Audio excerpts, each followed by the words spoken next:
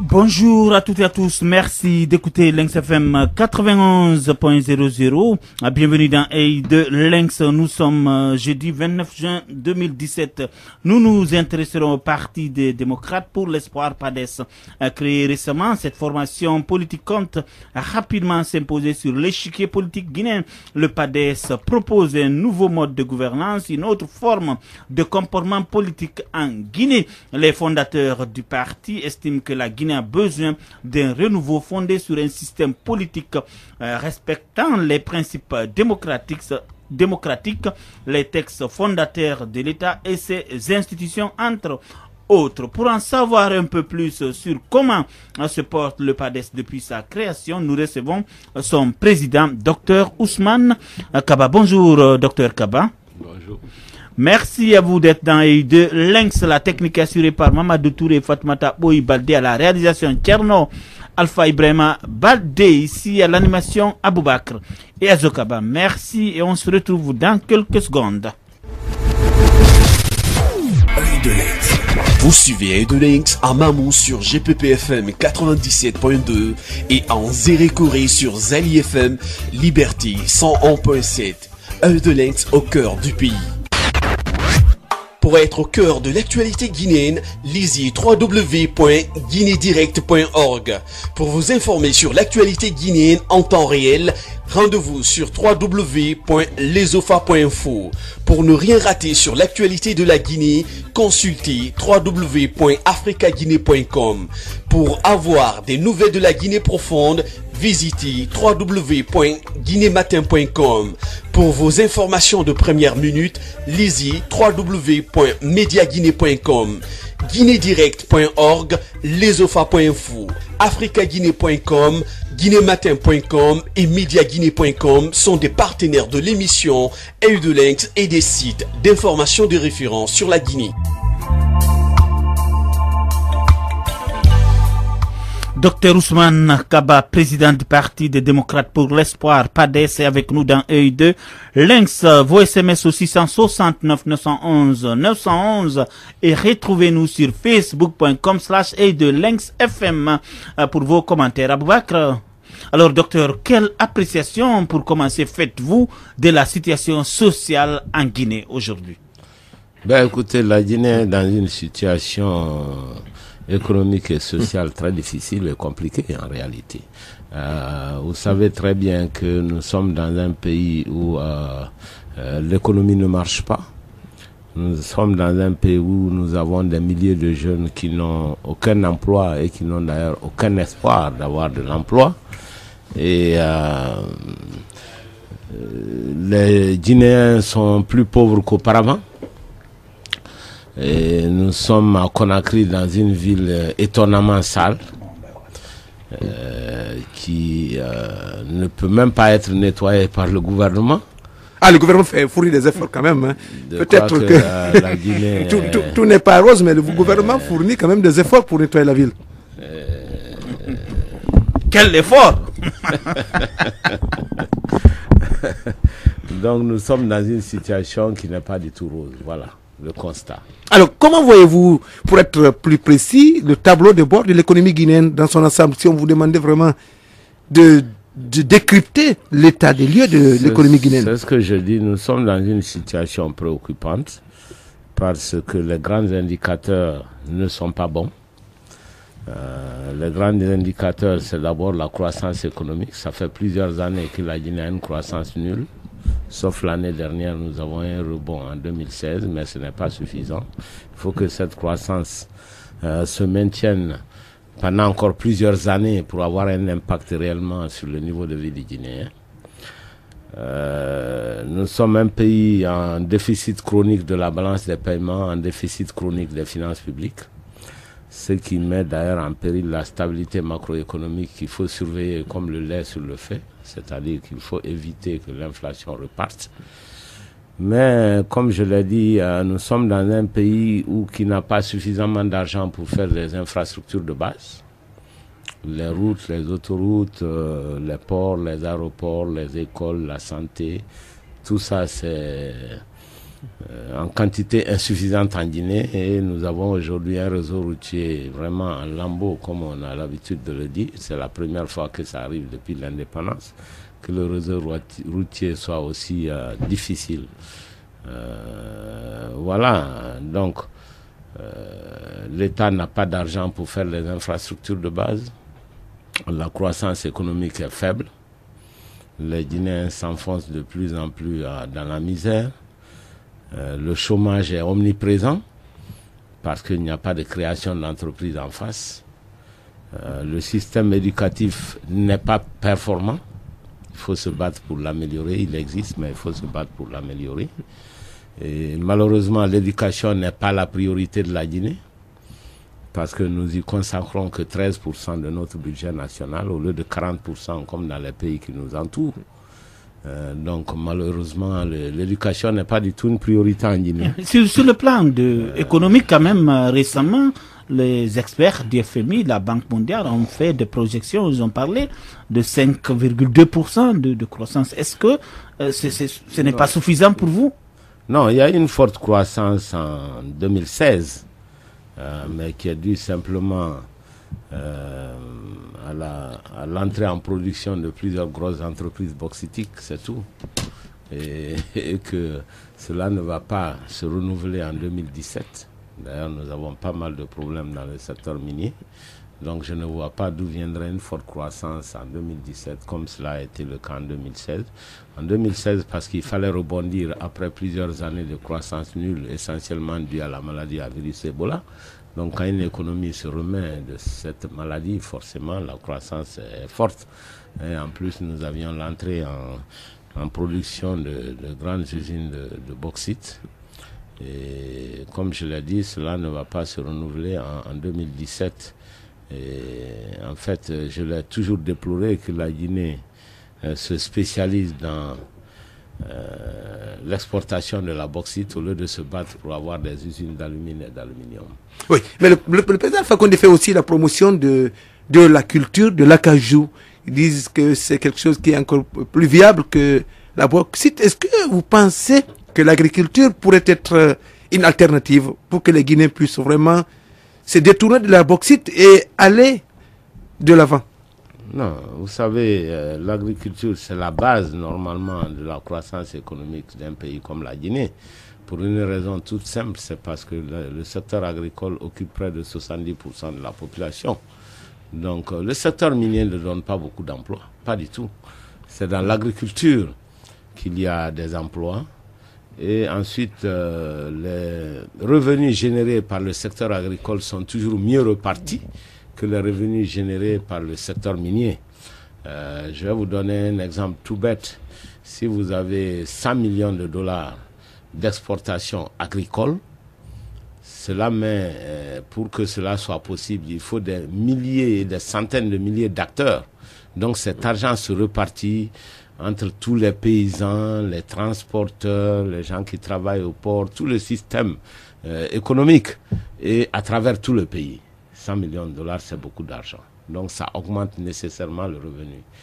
Mais par comparaison, si vous avez 100 millions de dollars de la bauxite ou bien des ressources minières, c'est de l'argent simplement qui tombe sur le compte. On a vu les 700 millions de Rio Tinto, par exemple. C'est de l'argent qui tombe sur le compte de l'État, à la Banque centrale, et on n'est pas sûr du tout que ça ait un impact sur l'économie d'un pays. Vous voyez, il y a une différence très nette entre le revenu généré par l'agriculture, qui est un revenu plus partagé oui. Et à des milliers de personnes, et qui a un impact certain par rapport à un revenu minier qui, si le revenu minier n'est pas accompagné par une bonne gouvernance, ça n'a aucune... Non, je donne l'exemple de 700 millions de dollars de Rio Tinto. Évidemment, si on avait eu cet argent dans l'agriculture, le niveau de vie des millions de Guinéens aurait changé. Mais hier, on a reçu un leader de politique ici, M. Badiko, qui nous a fait comprendre que lorsqu'Alpha Condé, je ne sais pas si je me trompe, vous allez me rectifier, lorsqu'Alpha Condé est venu au pouvoir, il avait pris 3 milliards 300 milliards de francs guinéens qu'il a donné au secteur agricole, notamment les paysans, pour juste, et puis après, est-ce que cette intention de booster l'agriculture n'a pas été peut être aussi sapé ou saboté par des proches. Non, pas du tout, parce que j'étais là. Je pense que le professeur avait vraiment l'intention d'aider le secteur agricole, il l'a fait. Mais ce qui a manqué, c'est l'organisation. C'est une étude préalable des filières. C'est une politique bien articulée qui a manqué. Donc il ne s'agit pas simplement d'envoyer de l'argent ou d'envoyer des engrais. Il faut faire l'étude de toute la filière, discuter avec les acteurs et aider la filière de bout en bout. Mais pourquoi vous ne lui aviez pas confié à l'époque, vous étiez avec lui? Mais bien sûr qu'on l'a dit. Mais c'est ça le problème que je dénonce tout le temps. Nous disons des choses, les autres font autre chose. Je vais vous donner un exemple. Lorsque je travaille à la présidence, j'ai beaucoup insisté sur le fait que pour que l'agriculture puisse avancer, il faut que les agriculteurs gagnent de l'argent. C'est aussi simple que ça.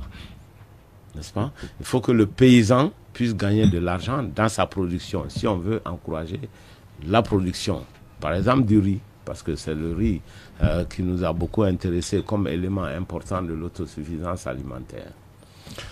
Alors, sur mon insistance, le président de la République à l'époque a pris la décision d'acheter le riz des paysans. Ce qui est une bonne chose parce que ça donne un débouché au monde paysan.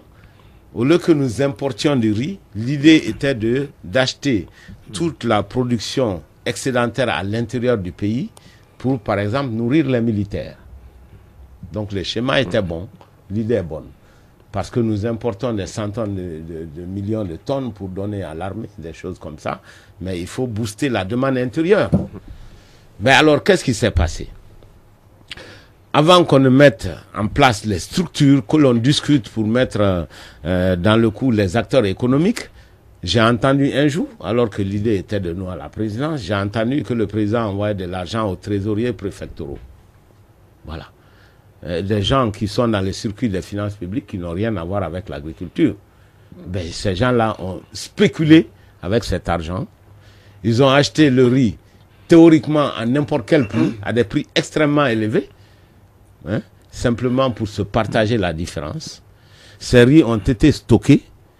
Certains ont pu être décortiqués, mais il y a d'autres qui ont simplement pourri dans des magasins un peu partout. Donc, l'idée ne suffisait pas. Il faut aller au fond de la politique agricole, mieux organiser, mieux mettre les acteurs de la filière dans le système et discuter avec tous ces acteurs pour aboutir à quelque chose. Malheureusement, on a juste envoyé de l'argent à des trésoriers préfectoraux qui étaient déjà corrompus dans le système financier et qui n'ont rien à voir avec le monde agricole. Ça a été un fiasco et malheureusement, l'opération n'a même pas pu être renouvelée dans le long terme. Voilà comment on peut échouer, même si l'idée est bonne, si la politique n'est pas bien élaborée, si les acteurs ne sont pas impliqués, et on n'arrive à aucun résultat du tout. Et l'autre vecteur, agent de développement d'un pays, c'est aussi les transports. Et le président Condé a inauguré il n'y a pas longtemps une compagnie locale qui est Air Guinée. Et puis, il y a ce problème de bus, de sociétés de transport. Il y a aussi le train express, Conakry Express, qui ne fonctionne pas. Qui ne fonctionne pas. À votre avis, quelles sont les causes de cet autoblocage? Ça, c'est de très bonnes questions à présenter au ministre des Transports. Monsieur Oye, qui est bien ici, je ne vois pas pourquoi on est incapable c'est votre regard, voilà. Non, je vais vous dire mon sentiment, c'est que je ne vois pas pourquoi on est incapable d'organiser le transport public. Un chemin de fer qui marchait, un train de banlieue qui marchait, qui pouvait permettre de désengorger la circulation. Et des négociations avaient été menées par les Chinois à l'époque. Je n'ai aucune idée pourquoi ça n'a pas abouti. Moi, je suis un ancien responsable des relations avec la Chine. Je sais très bien que c'est un pays qui est disposé à faire beaucoup d'efforts pour la Guinée. Et je vous rappelle que c'est à ce titre, en tant que responsable des négociations avec la Chine, que nous avons trouvé, nous, le financement de Caleta, le financement des fibres optiques. Donc je ne vois pas pourquoi on est incapable aujourd'hui de faire marcher un simple train. C'est quelque chose que nous déplorons et je pense que ce n'est pas du tout performant. Mais Caleta aussi, mais Caleta, vous avez été un des acteurs, mais on voit aujourd'hui ce que ça donne comme résultat. Hein? la production n'est pas celle qui avait été prévue. Il y a ce matin encore des manifestations contre le manque de courant dans un quartier à tout près d'ici. Ouais, je pense qu'il faut faire une analyse sérieuse de la situation. Ne pas parler n'importe comment non plus. Ce qui est sûr, c'est qu'il n'a jamais été dit que l'État seul pouvait satisfaire la demande d'électricité en Guinée. Ce n'est pas suffisant. J'ai toujours l'habitude de le dire. Lorsqu'on veut analyser le secteur de l'électricité, il faut mettre en parallèle deux variables. D'un côté, les investissements qui sont réalisés, mais de l'autre côté, la demande qui augmente parallèlement. Même si vous faites des investissements, si la demande augmente encore plus que les investissements que vous avez faits, le déficit électrique va augmenter. La Guinée était dans une situation où on n'avait pas investi dans le secteur de l'électricité depuis près de 30 ans. Donc la Guinée avait besoin de gros investissements dans le domaine de l'électricité. Qu'à l'État, ce n'est qu'un élément. Ce n'est pas suffisant.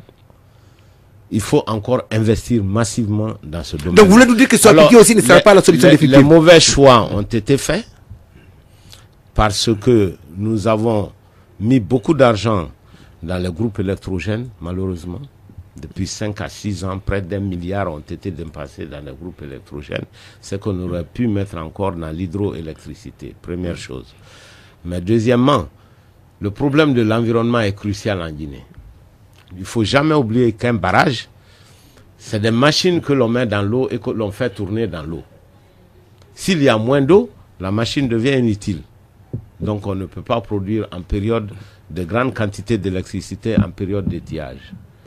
Qu'est-ce que ça veut dire? Ça veut dire que nous devons faire attention à notre environnement, éviter les déboisements intensifs, surtout aux alentours des sources. Et c'est malheureusement ce qui se passe en Guinée. Toutes les personnes qui sont un peu plus âgées dans ce pays savent que on est au mois de juin aujourd'hui, le 30. Hein. Oui. Regardez, le 29, il ne pleut presque pas. Il ne pleut pas, il fait plus chaud à Conakry que... Ça veut dire que la température est en train de changer, la pluviométrie est en train de baisser. Parce qu'il y a des déboisements massifs en Guinée.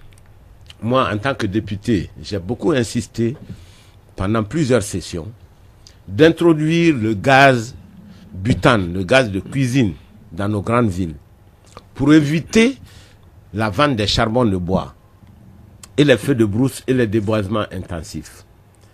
Nous avons préconisé d'interdire la construction avec le bois, mais de le faire avec les charpentes métalliques. Voilà des mesures que l'on peut prendre. On ne le fait pas et la Guinée est en train d'être déboisée intensément. Le climat est en train de changer, il pleut beaucoup moins. Et s'il pleut beaucoup moins, eh bien, les barrages ne peuvent pas donner de l'électricité. Mais je veux dire, donc c'est ce qui se passe. Oui.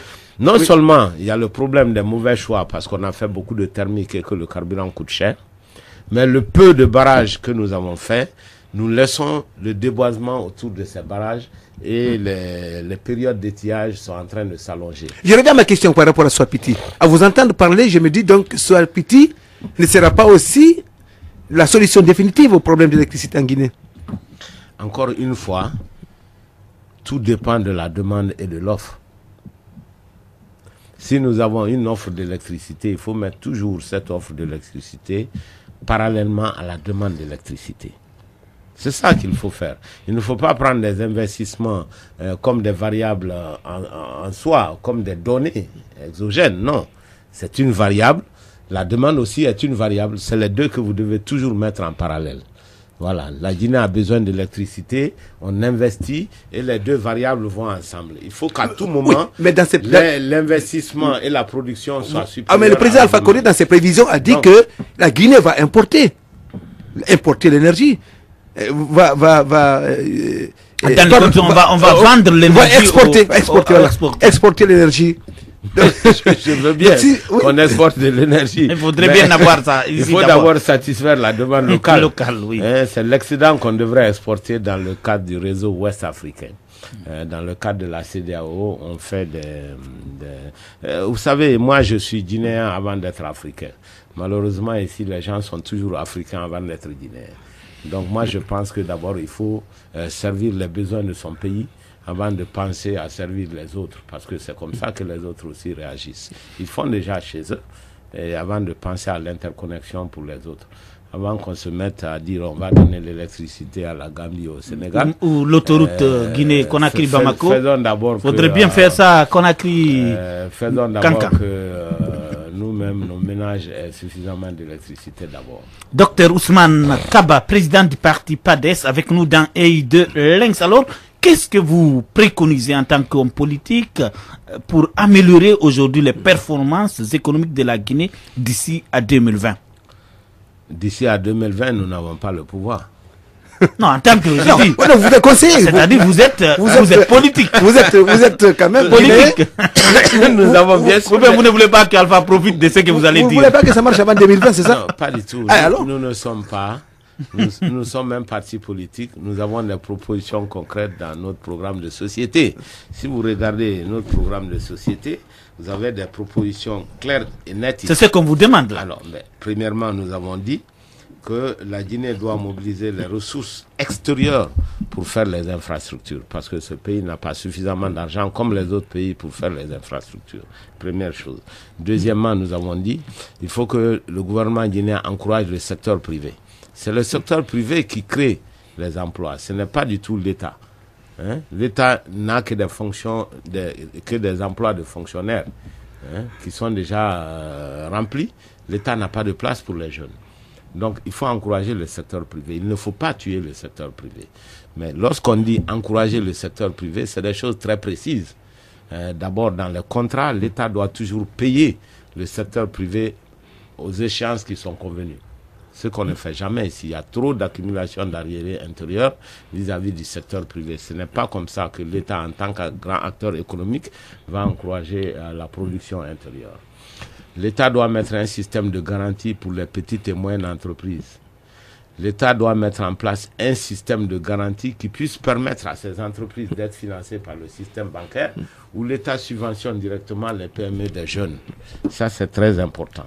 Donc, c'est ce que nous disons, nous appelons encouragement du secteur privé, sans compter du comportement de l'administration qui doit arrêter de rançonner les entrepreneurs et qui doit être une administration conviviale et non une administration corrompue. Et encourager les investissements étrangers également à venir en Guinée pour investir.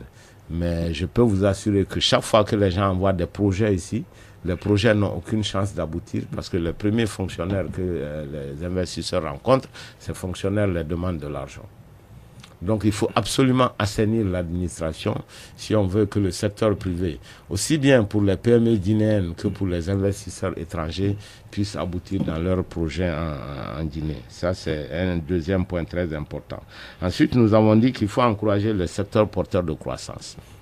Ce secteur porteur de croissance, c'est d'abord l'agriculture.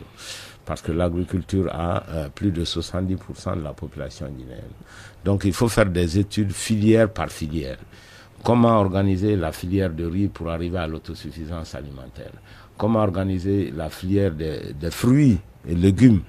Comment booster, par exemple, les exportations d'ananas et de mangue de la région de Kindia, les mangues de la Haute-Guinée? Comment on peut les évacuer pour les exporter parce que c'est des mangues qui peuvent rapporter énormément d'argent. Qu'est-ce que l'État fait dans cette filière-là?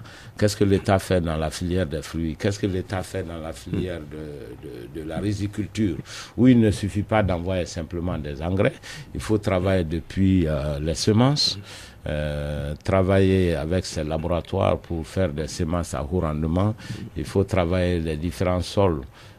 Il faut faire de la mécanisation agricole, mais une mécanisation plus intelligente, accompagnée par l'importation et des pièces détachées et par l'implantation de centres de formation professionnelle pour que des jeunes puissent réparer les machines agricoles. C'est très important. La mécanisation agricole est indispensable si on veut booster, mais ce n'est pas une mécanisation artificielle. Il faut y réfléchir et mettre une organisation en place. Et ensuite, il faut aider à la récolte, il faut aider à l'après-récolte, à la valorisation. Donc, parce que le riz paddy, il faut le transformer en riz net. Donc, il faut avoir des rizeries partout en Guinée, comme ça se passe en Côte d'Ivoire, pour ensacher, et ça donne de la valeur, ce qui permet de vendre aussi bien en Guinée ici qu'à l'extérieur de la Guinée. Donc il y a de grandes potentialités, mais ça demande un gros travail d'organisation, un gros travail d'équipement et d'implication de l'État, sans compter les techniciens supérieurs qui doivent encadrer les agriculteurs. Je propose également, puisqu'on est au chapitre des propositions, que l'État puisse aider à l'implantation des jeunes agriculteurs guinéens. Voilà. Chaque année, que l'État au moins puisse financer 1000 jeunes agriculteurs et que ces gens commencent à travailler sur le terrain. Voilà des propositions pratiques que je fais dans le domaine des secteurs porteurs de croissance. C'est l'agriculture, mais c'est aussi l'élevage, c'est aussi la pêche.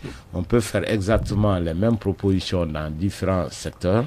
L'élevage, il faut que l'État aide les jeunes éleveurs, les jeunes pêcheurs, par l'équipement, par l'organisation, par la formation. Donc tout ceci peut être fait, mais il ne faut pas simplement croiser les bras. Sans compter maintenant les politiques minières. Je constate que les mines intéressent beaucoup le gouvernement, mais je dirais dans le mauvais sens. Parce que il faut une politique minière qui puisse promouvoir le développement économique en Guinée, ce qui n'est pas malheureusement pas le cas. Il y a des pays qui se sont retirés de la bauxite, c'est l'Indonésie et la Malaisie, qui ont refusé d'exporter de la bauxite parce que la valeur ajoutée est faite dans d'autres pays. C'est dans ça que la Guinée s'est engouffrée, comme si c'était une bonne performance économique. Prendre de la terre rouge pour exporter, alors qu'on aurait pu promouvoir les usines d'alumine et d'aluminium, je pense que ce n'est pas une bonne politique. C'est la politique que les autres pays ont refusé de faire. C'est comme si on exporte le travail des Guinéens à l'extérieur de la Guinée. Imaginez que l'on prenne notre bauxite, la terre rouge que nous prenons ici, dans des camions, dans des trains, dans les bateaux, nous les envoyons dans d'autres pays où il n'y a même pas de bauxite. Ce sont dans ces pays où on a implanté des usines d'alumine. Ils prennent notre bauxite pour fabriquer de l'alumine chez eux. Ils créent des milliers d'emplois dans leurs usines. Ils payent des impôts au gouvernement. Ils payent des milliards de salaires dans ces pays-là. Alors, c'est exactement, pour un économiste comme moi, c'est comme si vous prenez le travail des Guinéens pour l'exporter dans les pays où il n'y a même pas de bauxite. Ça n'a absolument aucun sens. Donc, c'est une politique minière qui n'est pas à l'avantage de la Guinée et qui, par ailleurs, pose d'énormes dégâts écologiques, des dégâts sur notre environnement. Nous avons des milliers de paysans qui n'ont plus de terre pour cultiver, des centaines de villages qui absorbent de la poussière tous les jours, et une ville martyrisée comme Boké où il y a des centaines de camions qui traversent et qui déversent la poussière. Je veux bien. Après, on nous dit non, maintenant on va faire la contournante. C'est exactement ce qu'il fallait faire avant. J'ai toujours dit que les projets miniers, comme d'autres projets d'ailleurs, il faut des études de faisabilité économique et financière, mais aussi on fait des études d'impact environnemental. Soit l'État ne fait pas d'études d'impact environnemental, les entreprises ne présentent pas ces études et on se précipite pour les autoriser. Soit lorsqu'elles donnent ces études, les conclusions de ces études ne sont pas respectées. Dans l'un ou l'autre cas, c'est condamnable. On ne peut pas transporter de la bauxite au centre d'une ville avec des centaines de camions et plein de poussière et se réveiller le lendemain pour comprendre qu'on va faire la contournante. Il fallait commencer par faire cette contournante. Donc c'est déjà une faute professionnelle et on ne peut pas faire la politique économique de cette façon dans un pays comme la Guinée si on veut s'en tirer. Avec nous dans Aideleng, Dr Ousmane Kaba, président du parti PADES. Nous, Marc Ousmane Kaba, il est lui le président du PADES, Aboubakar. Alors, on écoutait à l'instant le programme du PADES pour une Guinée émergente. Si vous êtes élu en 2020, mais c'est intéressant ce que vous avez dit, mais les moyens, où faut-il chercher les moyens pour mettre en route tous ces projets? Écoutez, c'est très simple. Il faut savoir que dans le monde, on a suffisamment d'argent. D'abord, un programme est financé avec des moyens intérieurs et des moyens extérieurs. Mobiliser les ressources intérieures, c'est faire une réforme de la fiscalité qui soit beaucoup plus intelligente que ce que l'on fait maintenant. Parce qu'on est en train de s'aligner sur des taux d'imposition élevés, alors qu'il faut faire des taux dérisoires pour faire faire venir le secteur informel dans la formalité. Donc il faut que nous soyons vraiment imaginatifs dans la mobilisation des ressources intérieures. Mais encore, il y a beaucoup d'argent à l'extérieur dans le monde qui ne cherche qu'à s'investir. Mais il faut respecter, comme je l'ai toujours dit, les règles du jeu. Dans le domaine des infrastructures qu'il faut financer, la Guinée n'arrive pas à le faire parce que la Guinée ne respecte pas les règles du jeu. Ces règles du jeu, c'est d'abord la transparence totale. Il faut faire les études de faisabilité technique et financière pour dire voilà ce dont nous avons besoin pour des projets spécifiques. Malheureusement, nous faisons ici des réunions de bailleurs de fonds sans études de projet. C'est incroyable. Deuxièmement, il faut faire des appels d'offres transparents et non donner les marchés gré à gré. Ça aussi, c'est la deuxième règle que la Guinée ne respecte pas. Et troisièmement, il faut mettre en place des procédures de contrôle de l'exécution des travaux. Ce que nous ne respectons pas non plus. Donc, si nous avions respecté ces trois règles d'études de faisabilité, règles de passation de marché et règles de contrôle, nous aurions pu avoir autant d'argent que nous souhaitons. Il y a beaucoup d'argent dans le monde qui ne cherche qu'à s'investir.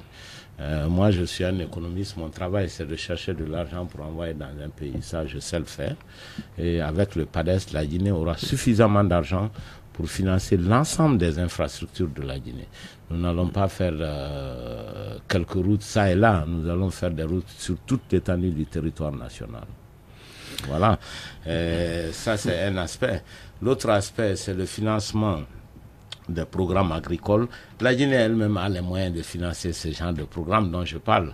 Aider les jeunes à s'implanter, 1000 jeunes agriculteurs, le programme de 1000 jeunes agriculteurs, de 1000 jeunes pêcheurs, etc.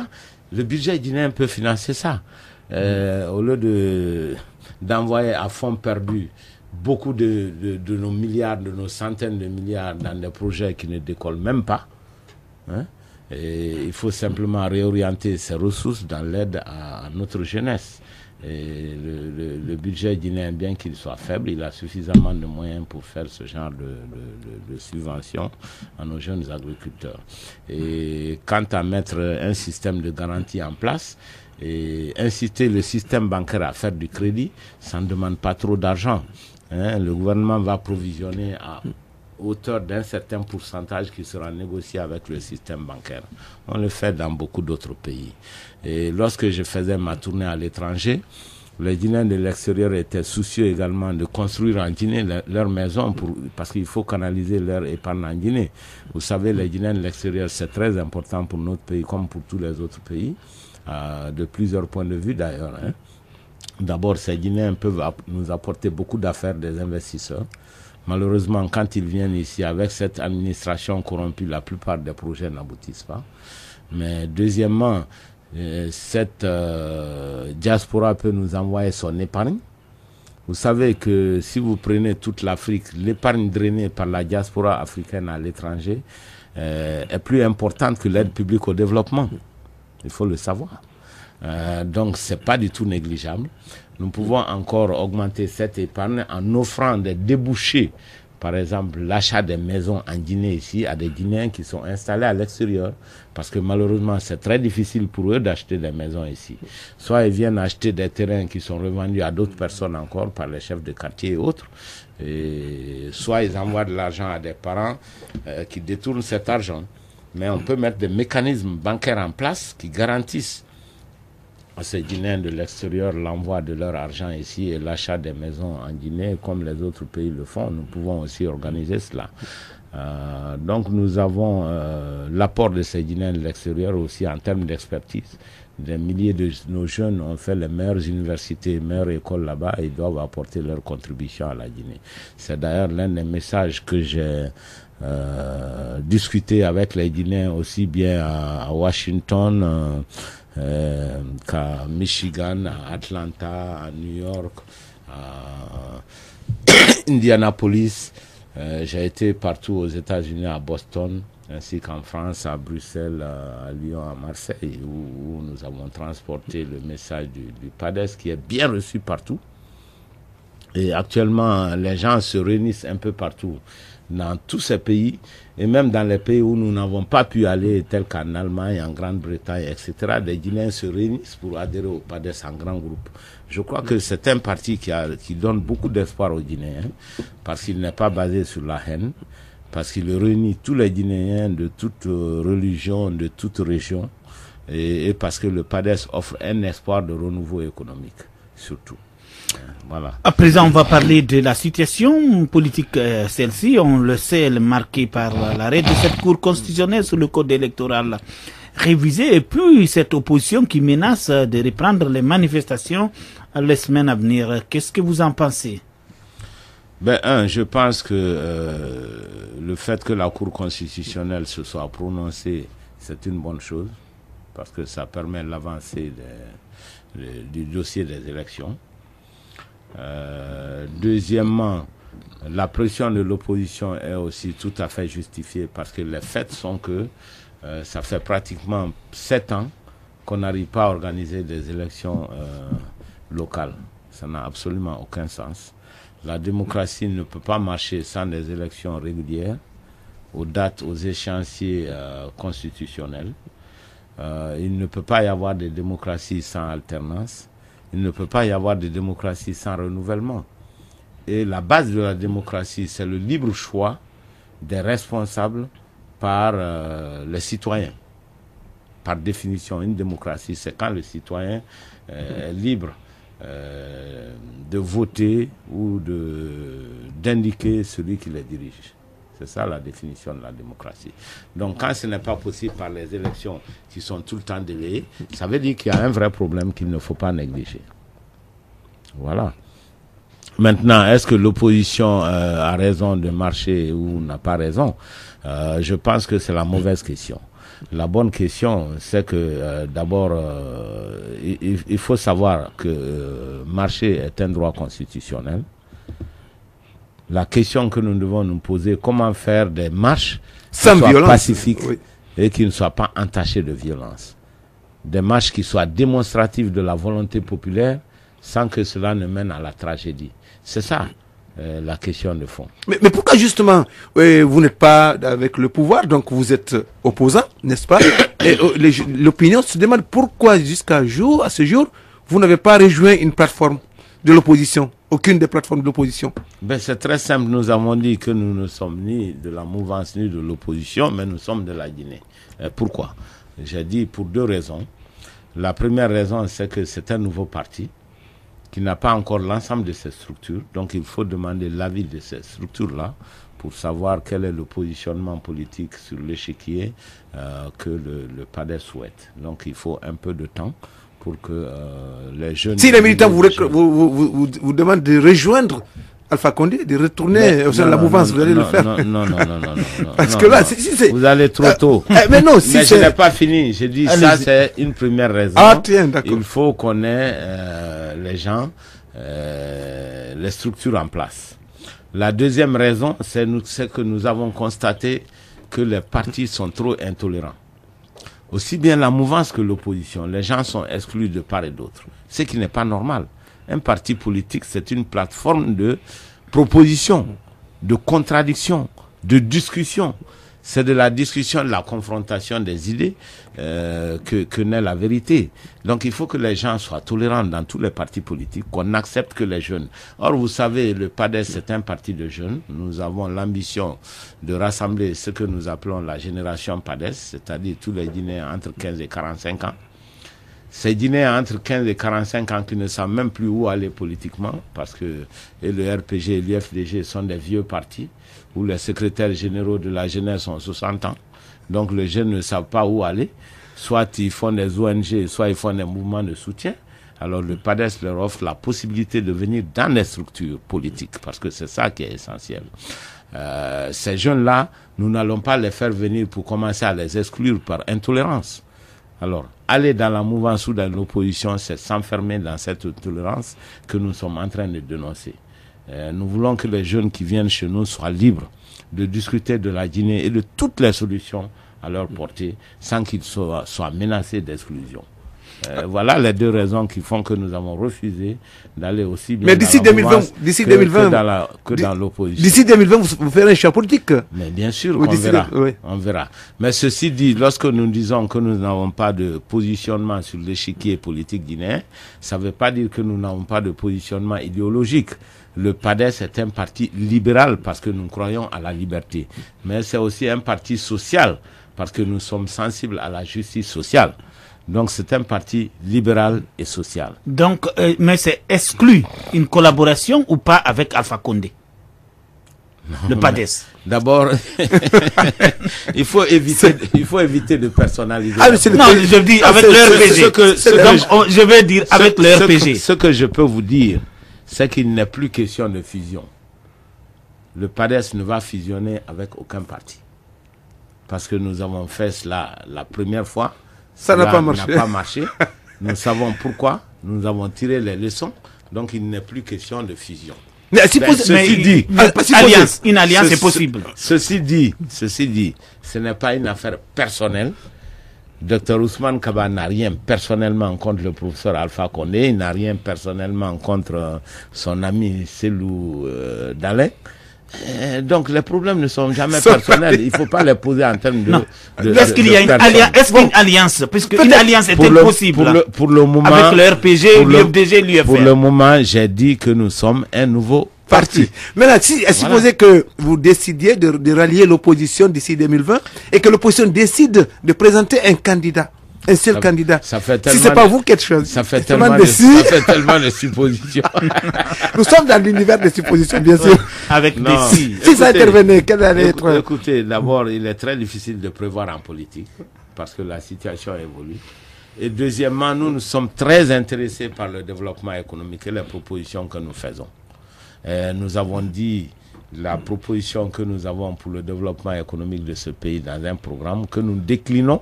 Nous souhaitons que le gouvernement prenne acte de nos propositions et change sa politique économique en fonction des propositions que nous donnons. Si c'est le cas, rien ne nous empêche de dialoguer, n'est-ce pas? Donc ce qu'il faut, ce n'est pas que de placer le problème au niveau des personnes, mais il faut placer le débat au niveau des idées. Nous avons dit qu'on ne peut pas accepter que Conakry soit une ville aussi sale. Nous avons dit que pour résoudre le problème, il faut créer des petites et moyennes entreprises dans chaque quartier. Chaque quartier doit avoir au moins une entreprise de jeunes qui va utiliser des centaines de jeunes. Et que ces jeunes soient payés par les recettes du marché. Et si ce n'est pas suffisant, l'État les subventionne. Il faut que l'État les aide avec les moyens de transport. Et que l'État s'occupe du dépotoir central pour l'aménagement. C'est ce qu'il faut pour nettoyer la ville de Conakry. Donc nous faisons des propositions très précises. Il faut que l'on accepte que les jeunes entrepreneurs qui vont faire ce travail gagnent de l'argent et que ce soit un travail pérenne. Et qu'il faut éviter les histoires démagogiques des bonnes femmes du quartier avec des balais ou des gendarmes ou des militaires. C'est pas leur affaire. Leur rôle, c'est de prendre les voleurs, c'est pas pour nettoyer une ville. Ça, c'est vraiment des démarches démagogiques qu'il faut arrêter maintenant dans ce pays. On ne peut pas se permettre. Il faut dire la vérité aux gens. Il faut que ce soit des structures professionnelles qui nettoient la ville comme partout ailleurs dans le monde. Voilà des propositions concrètes que nous faisons. C'est de cela qu'il s'agit. Ce n'est pas si tu es d'accord avec monsieur X, monsieur Y. Les problèmes personnels, moi, ça me fatigue. Ce n'est vraiment pas ma tasse de thé. Moi, je veux donner des solutions aux jeunes Guinéens, des solutions économiques. Je ne suis pas dans la politique politicienne, je ne suis pas dans la haine contre les uns et les autres. Moi, j'aime tous les Guinéens. Tous les Guinéens sont mes frères et mes sœurs. Voilà. Dr Ousmane Kaba, président du parti PADES, avec nous dans Œil de Lynx. Nous partons avec nos auditeurs par SMS. Aïcha Kaba, depuis la Sigmadina, dit que vous avez soutenu Alpha Condé en 2010, donc vous êtes un peu responsable de tout son bilan. Comment pouvez-vous et comment allez-vous convaincre les Guinéens d'être désormais celui qui va incarner le renouveau? Oui, c'est bon. Ok, merci bien. Je pense qu'elle a raison. Nous avons soutenu le professeur Alpha Condé. Vous savez, beaucoup de Guinéens se sont trompés, nous avec. Moi, j'admets volontiers ma part de responsabilité. Mais ceci dit, il ne faut pas oublier non plus que moi, j'étais candidat en 2010 contre le professeur Alpha Condé. C'est parce que pendant le premier tour, les Guinéens ne nous ont pas suivis, hein, que nous l'avons aidé au second tour. Donc, j'accepte ma responsabilité. Je me suis trompé. Beaucoup de Guinéens aussi se sont trompés. Voilà. Moi, je me suis battu pour mettre en place le RPG Arc-en-Ciel. Ça n'a pas donné ce que nous souhaitions. Ceci dit, on ne peut pas changer le passé. Il faut se battre pour qu'on puisse tirer les bonnes leçons et rectifier les tirs pour que l'avenir soit meilleur. Voilà ce que l'on fait. Facebook Abak. Kerno Bari, docteur Ousmane Kaba, vous avez été actionnaire majoritaire de la BADAM, qui, on sait, n'a pas été à la hauteur pour mauvaise gestion. Et plus loin, vous avez été le conseil du président auprès des Chinois qui ont négocié la construction de Caleta. Et là aussi, on voit que Caleta est devenu un échec. On constate des coupures, sans parler de Plaza Diamond, qui est aussi un échec sur toute la ligne et dont vous étiez aussi un des artisans. Qu'est-ce qui nous garantit alors qu'une fois président de la République, vous pouvez vraiment gérer correctement la destinée et les intérêts de ce pays? C'est une bonne question, M. Barry, mais je pense que vous n'avez pas du tout les informations correctes. D'abord, prenons la BADAM.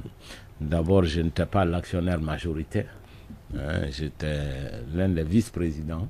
Le président, c'était M. Silla, c'est lui qui avait beaucoup plus d'actions que moi, Silla Futurlec. Et ça, c'est la première information. La deuxième information, moi, en tant que professionnel de la banque, j'ai senti que la BADAM était mal gérée. J'ai tout fait. J'ai exigé qu'on ait un audit pour arrêter les dérives de la banque. Malheureusement, le président du conseil d'administration, qui était M. Silla, s'entendait mieux avec le directeur M. Keita. Et ils m'ont fait barrage.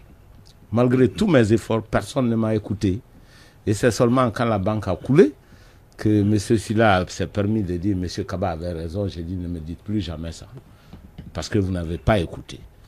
C'est à cause de cette mauvaise gestion que j'ai été au tribunal témoigner contre le directeur général, parce que il a été malhonnête et il a été condamné par la justice, mis en prison. Malheureusement, le chef de l'État l'a sorti. Je n'ai jamais su pourquoi. Bien que j'étais conseiller à la présidente de la République, je n'avais même pas le droit de parler du problème de BADAM. Parce que, semble-t-il, il y avait conflit d'intérêts. Et c'est l'une des raisons, parce que, vous savez, quand on est conseiller, on ne décide rien du tout. Et on nous accuse très souvent, alors que nous donnons des conseils, et les responsables politiques font autre chose que des conseils que nous donnons. C'est la raison pour laquelle j'ai décidé de ne plus être conseiller. Je vais être acteur au moins, que j'ai la responsabilité de la décision.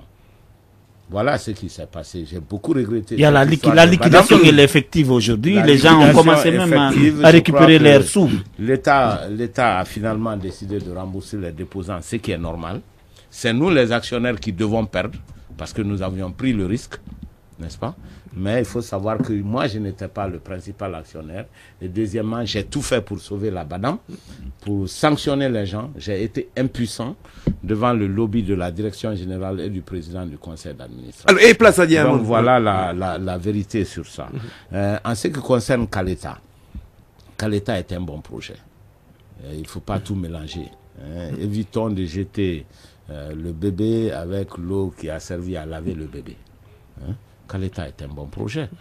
Ce que je dis, Caleta ne suffit pas pour allumer toute la Guinée, pour donner l'électricité à toute la Guinée, ce n'est pas suffisant.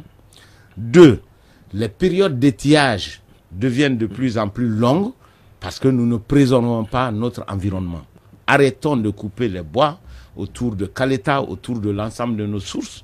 Conakry, notre ville, notre capitale est en train de changer de climat devant nos yeux à cause de nos activités destructrices de la nature.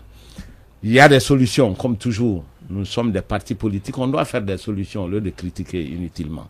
Moi, j'ai dit ceci. Premièrement, il faut qu'on ait des gaz butane dans tous les foyers en Guinée. C'est extrêmement important.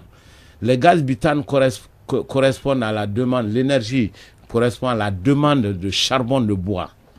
Si vous donnez des gaz butane à un prix moins cher que le charbon de bois, je précise à un prix moins cher, et ça c'est bien possible, il faut non seulement détaxer, c'est-à-dire mais il faut subventionner. À 15 000, c'est le sac de charbon, c'est à 25 000. Comme ça se fait au Mali ou au Sénégal, il faut que le gaz devienne moins cher que le charbon de bois, comme ça, la demande de charbon de bois s'annule et on évite d'allumer nos brousses. Deuxièmement, il faut interdire la construction des bâtiments avec les bois et prendre des charpentes métalliques. Ce sont des propositions concrètes qui ne coûtent absolument rien, que l'État peut faire. Il faut éviter que notre pays soit désertique. Alors, notre mauvais comportement environnemental réjaillit évidemment sur le rendement des barrages que nous construisons. S'il n'y a pas d'eau, quelle que soit la qualité du barrage, la quantité d'électricité va baisser. Donc il faut faire la part des choses. Caleta, c'est un bon projet. Je félicite le gouvernement là-dessus. Mais ce n'est pas suffisant pour toute la demande guinéenne. 2, il faut être attentif à l'environnement, prendre des mesures concrètes pour sauver notre environnement et pour nous et pour nos enfants. Et Plaza Diamant, parce que non, vous Plaza Diamant, je ne suis même pas au courant du dossier. Ah, d'accord. Voilà. Je n'ai pas touché à ce dossier. Ce n'était pas le dossier que j'ai du tout négocié. Voilà. On va continuer avec la crise. Selon cet auditeur, il dit que la crise actuelle de la Guinée, socialement, économiquement et politiquement, bon, c'est pas bien écrit. Je vais prendre un autre auditeur. À part l'ère économique, qu'est-ce qui vous intéresse chez la diaspora guinéenne? C'est cet auditeur qui pose cette question-là. Allez-y. Il n'a pas précisé son nom. Au niveau de la diaspora guinéenne. Oui, à part l'ère économique, c'est ce qu'il demande. Qu'est-ce qui vous intéresse à autre chose? Non. D'abord, il faut savoir que la diaspora guinéenne, comme toutes les diasporas, c'est une couche extrêmement importante pour la Guinée. D'abord, ils sont plus patriotes que les Guinéens à l'intérieur de la Guinée. Il faut le savoir. Dès que l'on voyage à l'extérieur de son pays, on devient automatiquement plus patriote. Donc les Guinéens de la diaspora sont très patriotes. Ils sont prêts à faire beaucoup de choses pour leur pays. Il faut qu'ils aient le sentiment d'appartenance à la nation guinéenne. C'est pourquoi nous devons tout faire pour les faire participer aux différentes élections en Guinée. Malheureusement, ce n'est pas le cas. Il y a beaucoup de membres de la diaspora qui ne peuvent même pas voter, même pendant les élections présidentielles.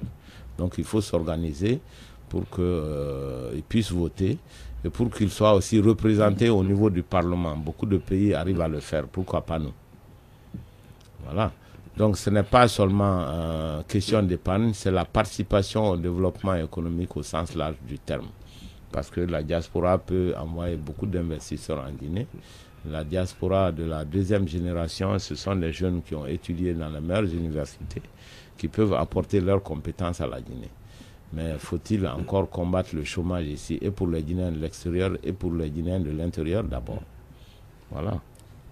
Aboubak, Facebook. Oui, Cheikh Oumar Diawara, je commence par saluer les journalistes de l'émission et de Lynx. Juste vous dire qu'ici à Zéré Corée, il n'est presque pas possible de poser des questions lors de votre émission, car dans la plupart des cas, ici, nous écoutons cette émission en rediffusion et souvent 2 ou 3 jours de retard. Donc, à Dr Kaba, je ne ferai que lui dire bonjour, parce que je n'espère pas écouter. Je pense que vous êtes déjà, monsieur Diawara, vous êtes sur le profil Facebook de l'émission. Voilà, il suffit de la poser veille, des questions.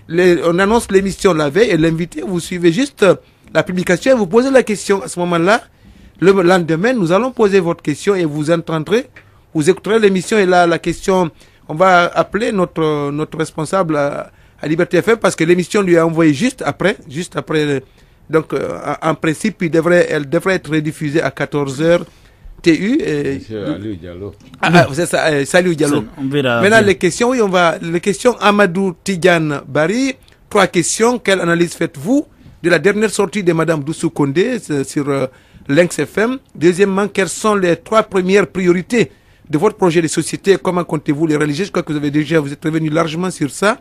Troisièmement, où en est-on à propos des étudiants fictifs dans les universités guinéennes en général et dans les universités privées en particulier? Il y a même la même question. Ici, peut-être qu'on va la compléter. Parce que celui-ci dit, vous qui souhaitez apporter des solutions économiques à la Guinée, que dites-vous à ceux qui doutent de votre intégrité depuis la révélation des boursiers fictifs? Allez-y. Ok, merci. Il y a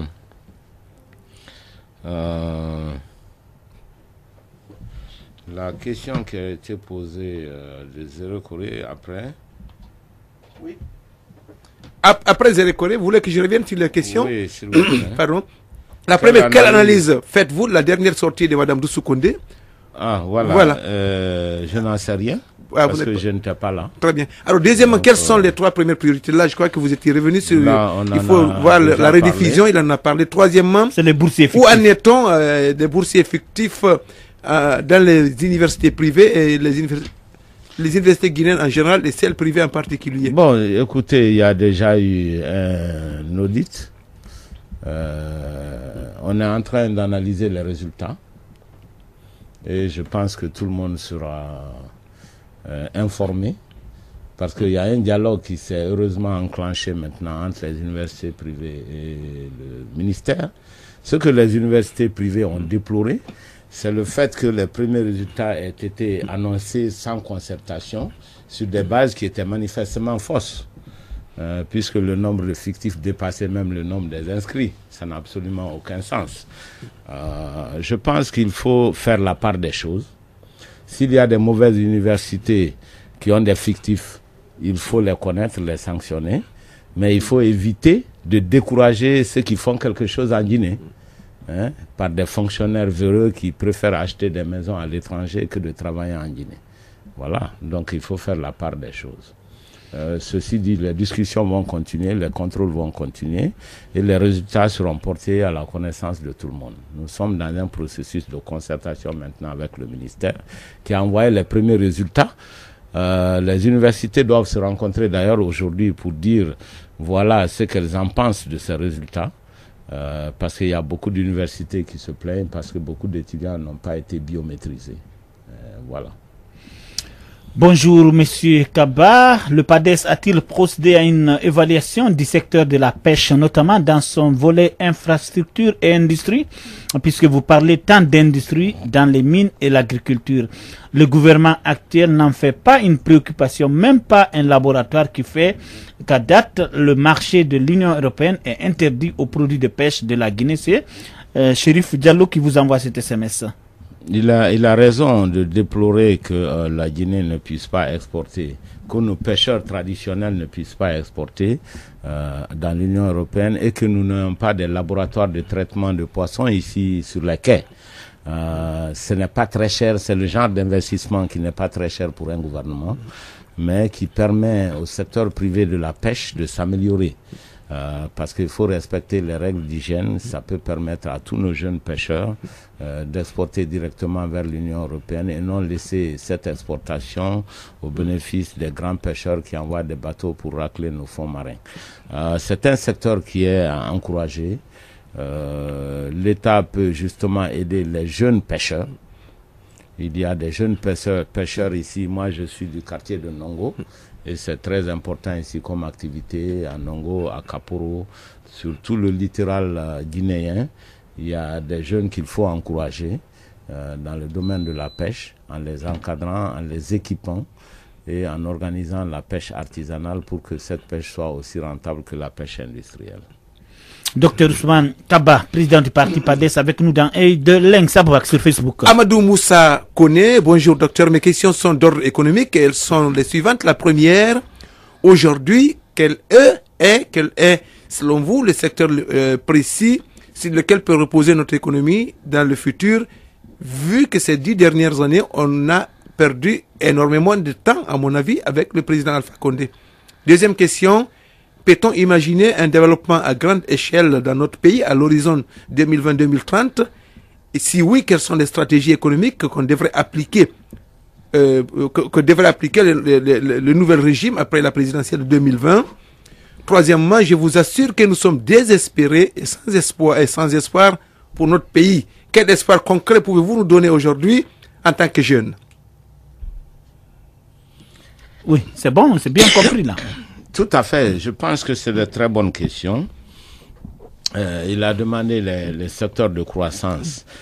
Vous savez, dans un pays, il faut identifier les secteurs qui sont porteurs de croissance économique. Dans le cas de la Guinée, le premier secteur, c'est vraiment l'agriculture. Pour au moins 2 raisons. D'abord parce que ça occupe l'essentiel de la population. Et ensuite, la Guinée a de très bonnes terres, des bonnes terres arabes. C'est un pays où il y a encore de la pluviométrie.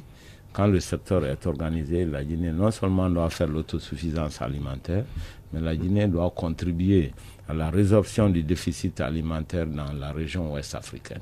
Nous avons le potentiel pour cela. Ce qui nous manque, c'est l'organisation et la volonté d'une politique clairement définie dans le secteur. Voilà. Mais à part le secteur agricole, qui comprend le sous-secteur vivrier, le sous-secteur d'exportation des fruits, etc., le sous-secteur de café, cacao, tout ce que vous voulez. Il y a également le secteur minier. Il y a le secteur énergétique. Le secteur minier, parce que la Guinée est un véritable scandale minier, comme on dit, mais il ne suffit pas d'être un grand pays minier pour s'en sortir. D'ailleurs, les grands pays miniers ont souvent été les pays les plus pauvres d'Afrique, parce que si l'exploitation n'est pas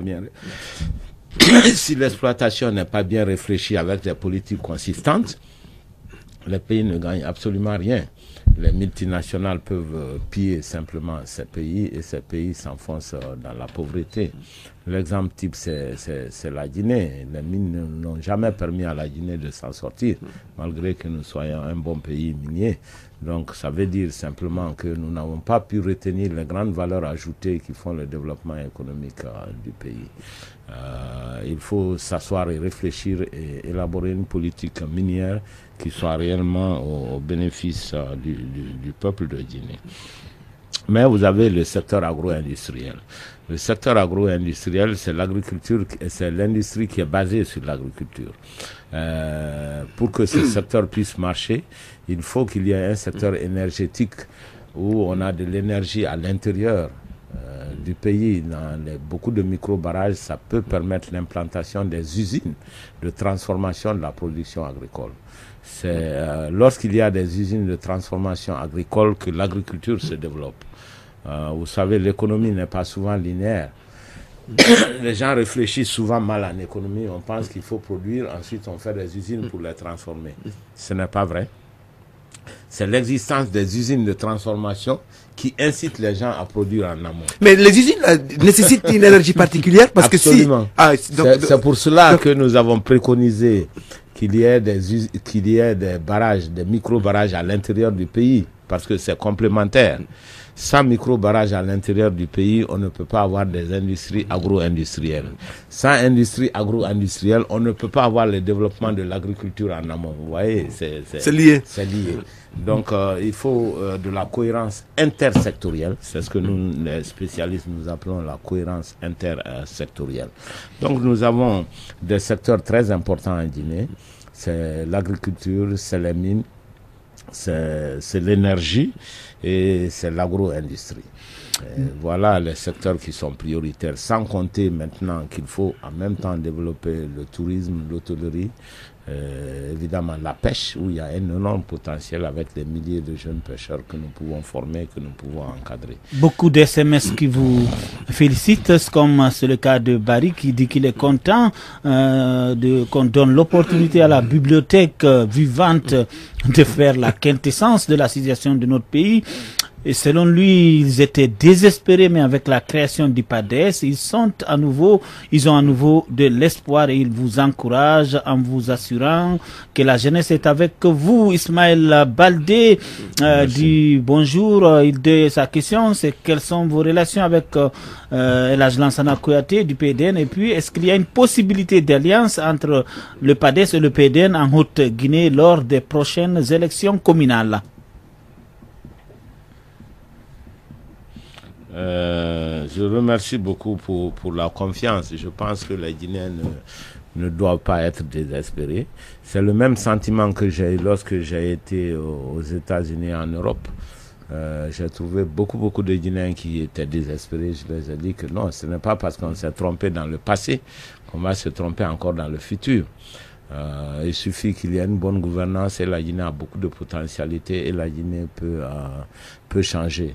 À condition que les leaders guinéens soient des leaders tournés vers l'unité nationale, que ce ne soit pas des vains mots et que l'on ne parle pas trop de nos divisions alors que nous avons en commun la misère et la pauvreté en Guinée et que tous les Guinéens sont, comme on dit, de même père et de même mère. C'est inutile de rentrer dans ces détails-là.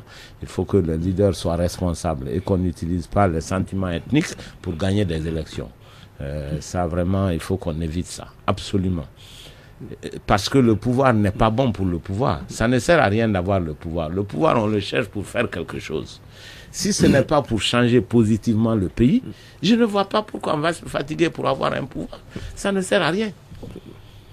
Moi, l'Alliance EPDN. Alors, vous me dites PDN, PADES, PDN, UFDG, PDN. D'abord, moi, je suis en bon terme avec tous les leaders politiques. Je n'ai aucun problème avec les différents leaders politiques, qu'ils soient de la Haute-Guinée, de la Moyenne-Guinée ou de la Basse-Guinée. Moi, je n'ai aucun problème personnel avec qui que ce soit.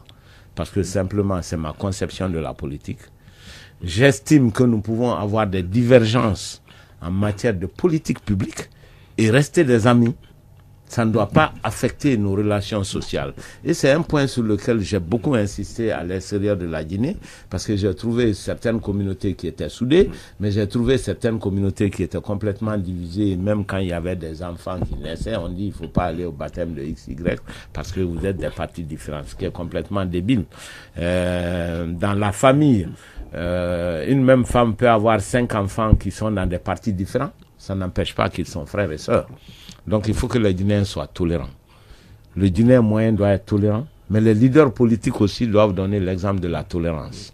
On peut ne pas être d'accord avec quelqu'un sur le plan des idées, sur le plan des discussions politiques et rester des bons amis.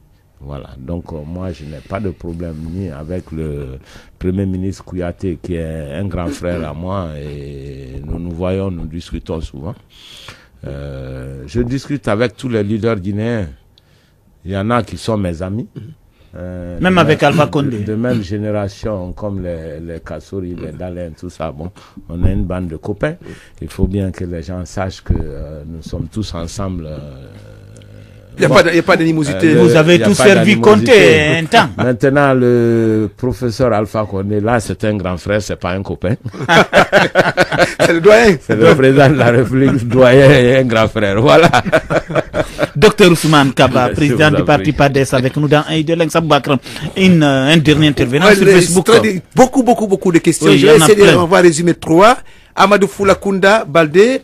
Et je vais prendre Foulakunda les questions qui n'ont pas été abordées par notre invité pour gagner du temps. On n'a qu'une minute. Et première question, quelles sont les difficultés rencontrées lors de votre tournée pour mettre les bases de votre parti à l'intérieur du pays? Quelle lecture faites-vous des différents déplacements du président Alpha Condé sur le plan économique? Qu'est-ce que ça nous apporte en tant qu'économie? Ça, c'est la question de Foulakunda. J'ai pris l'essentiel. Sékou Yansane, pourquoi votre université Kofi Annan n'est pas affiliée au CAMES? Ensuite, pendant le règne du CNDD, vous avez été président d'un comité d'audit. Parmi les dossiers audités, quel est le dossier qui vous a trop marqué? En 2016, comment vous vous êtes retrouvé dans le gouvernement Sidia Touré? C'est Yansane. Troisième question, troisième intervenant, Amadou Kolnegelba. Et mes questions sont... Il y a quelques jours, une délégation venant de Koya s'était rendue chez vous, à l'université Kofi Annan. Quelle a été la raison de la venue de cette délégation? Il semblerait que des promesses ont été faites par votre personne à leur endroit. Vous leur avez promis la mise en place des structures de base à PADES, du PADES à Koya. Où est-ce qu'on en est? Oui. Ça fait trop de questions. Il y a beaucoup de questions. J'ai essayé de les noter, celles que je peux. Alors, il y a une question qui disait quelles sont les difficultés que j'ai rencontrées lors de mon périple américain et européen. Je dirais que je n'ai rencontré aucune difficulté, franchement. D'abord parce que c'est des pays que je connais. Et ensuite, les Guinéens étaient très, très mobilisés. Ce que je peux dire, c'est que là où je suis heureux, j'ai trouvé que mes meetings étaient organisés par les Guinéens de toutes les régions naturelles de la Guinée. Vous voyez, par exemple, mes meetings, que ce soit à Indianapolis, que ce soit Boston, par exemple, ou que ce soit ce sont des meetings qui ont été organisés par des ressortissants du Fouta. Par exemple, à Lyon aussi. Voilà. Donc, j'ai des amis du Fouta qui m'ont organisé beaucoup de meetings. J'ai des amis de la Haute-Guinée qui m'ont organisé des meetings. Des amis de la Guinée forestière qui m'ont organisé des meetings. Les amis de la Basse-Côte m'ont organisé des meetings, comme à Marseille. Donc, c'est toute la Guinée, en fait, qui est dans PADES. C'est vraiment l'une de mes plus grandes satisfactions. Je n'ai pas rencontré de difficultés particulières, mais j'ai eu aussi beaucoup de satisfaction parce qu'au départ, beaucoup de Guinéens étaient très sceptiques, mais après les meetings, ils reprennent espoir et ils acceptent et ils deviennent les premiers militants du PADES. Alors, on me demande sur les voyages du président de la République. Bien sûr, le président de la République doit voyager. Ça ajoute à la diplomatie et au prestige de la Guinée à l'international. Mais nous aurions souhaité que ces voyages soient beaucoup plus préparés.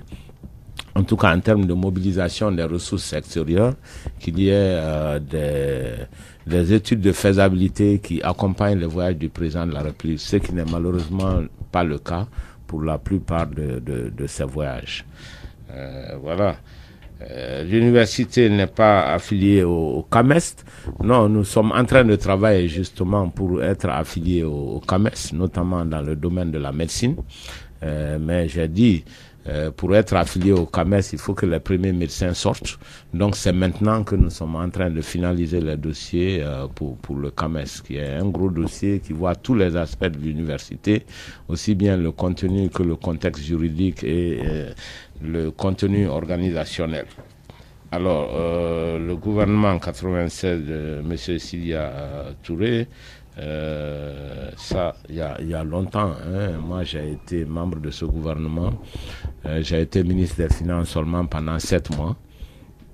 Et apparemment, j'ai été expulsé parce que d'abord, on en voulait au Premier ministre Sidia Touré et aussi on estimait que j'étais très rigoureux à l'époque. Pour l'époque, c'est pourquoi j'ai été expulsé. Alors, on m'a demandé que j'ai fait l'audit, c'est vrai, mais nous n'avons pas le temps de revenir sur les détails de cet audit. Pendant la transition, effectivement, nous avons audité beaucoup de dossiers et les gens me demandent pourquoi ces dossiers n'ont pas été publiés partout. Moi, je n'étais que le chef des auditeurs. Le commanditaire des audits, c'est le gouvernement. Je crois que la question doit être posée encore à ce gouvernement. Il y a encore une autre question. On m'a demandé les délégations de Koya qui sont passées me voir pour établir les bureaux de base.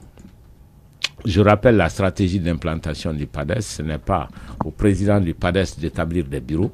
Ce sont les militants dans chaque localité qui établissent leurs propres bureaux et qui viennent pour la validation de ces bureaux. Nous avons fait une stratégie en 3 étapes. Dans une première étape, c'est de faire de la sensibilisation pour que le parti PADES soit connu partout en Guinée, et avec l'aide aussi des personnes ressources ou des points focaux ou des cellules provisoires. Ce sont des personnes qui se battent pour avoir beaucoup de militants pour vendre les cartes du parti. Et après un certain temps seulement, on va faire l'élection des bureaux. Et ce sont les militants eux-mêmes qui choisissent leur bureau, qui choisissent les dirigeants. Ce n'est pas au président du parti, Dr Kaba, de faire ceci. Le fait qu'une délégation de Koya soit venue, c'est ce qui se passe dans beaucoup de pays, dans beaucoup de localités. Les gens se regroupent, ils viennent nous voir, ils adhèrent au parti. Et ils se battent dans leur localité pour avoir beaucoup de militants. Et dans un troisième temps, ils se rencontrent pour élire un bureau de leur localité, un bureau du PADES. Donc la démarche n'a rien d'exceptionnel. Chaque fois, les militants viennent nous voir, ils viennent de différents horizons parce qu'ils ont confiance au PADES. Ils ont écouté le programme du PADES dans les radios. Ils prennent l'initiative de se regrouper, de venir nous voir pour établir les bureaux de la localité du PADES. Ça se passe dans toutes les parties de la Guinée. Voilà. Docteur Ousmane Kaba, président du parti PADES avec nous dans de Lynx, le message que vous avez à livrer à ceux que vous écoutez en ce moment. Écoutez, moi je voudrais dire que les Guinéens ne doivent pas être trop pessimistes. C'est vrai que la situation n'est pas bonne, mais c'est vrai que la Guinée aussi a de l'espoir. Il ne faut pas surtout désespérer. Le PADES est un recours pour la nouvelle génération. C'est un parti dans lequel on discute librement. C'est un parti dans lequel on peut faire des propositions et c'est un parti qui est sans haine, qui n'est pas dans les combats partisans et inutiles. Nous, ce qui nous intéresse, c'est réellement le développement économique de la Guinée pour que nos milliers de jeunes puissent avoir des emplois, pour que la Guinée puisse enfin connaître la prospérité dont elle a droit. Mais pour cela, il faut la bonne gouvernance économique, mais aussi il faut la bonne gouvernance politique. Il faut que les Guinéens soient unis. Donc c'est vraiment le message d'unité que je veux renvoyer ici à tous nos auditeurs, pour qu'on n'a aucune raison d'être divisé, qu'on n'a aucune raison d'être une société fractionnée, une société trop partisane. Il faut aller à l'essentiel. Comment faire que les Guinéens puissent aussi accéder au mieux-être. Voilà un peu l'objectif du PADES. Je voudrais que cet objectif soit partagé par l'ensemble du peuple de Guinée. Eh bien, les Guinéens ne doivent pas être pessimistes. Le PADES est là comme un recours pour toute cette nouvelle génération.